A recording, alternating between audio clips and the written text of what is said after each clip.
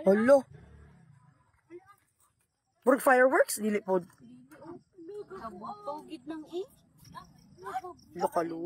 Ilang minuto bago mag alas 7 kagabi, Hala, likuan ba yao? nabulabog ang mga residente malapit sa Mount Canlaon nang biglang nagliwanag ang itaas na bahagi ng bulkan sa time-lapse camera footage ng PHIVOLCS.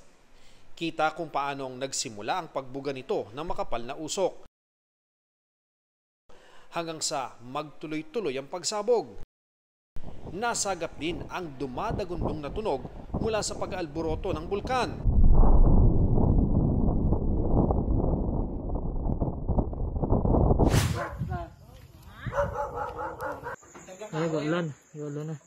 Maya-maya, nagbagsakan na mga abo sa mga kalapit na komunidad gaya ng barangay Kabagnaan sa bayan ng La Castellana.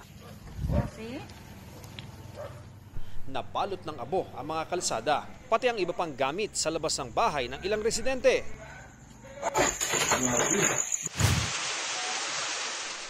Ang umuulang abo, animoy mga patak din ng semento na dumampi sa balat.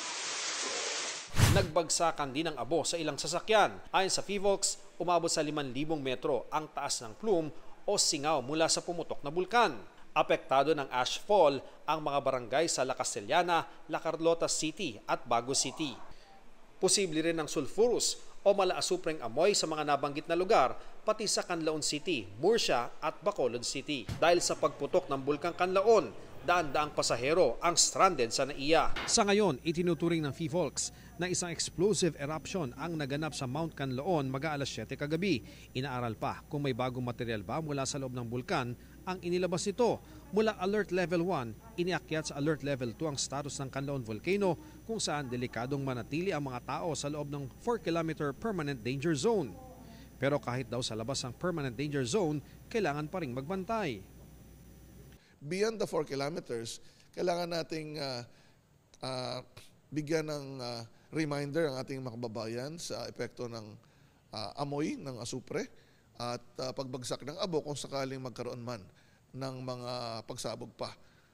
At ito naman ay upang mapangalagaan ang kanilang kalusugan kasi masama sa tao ang amoy asupre at of course yung abo. Nakabantay din ng PHIVOLCS sa posibleng maging epekto kung bumuhos ang ulan sa bahagi ng bulkan. Samantala, sa isang video message, tiniyak naman ni Pangulong Ferdinand Bongbong Marcos Jr.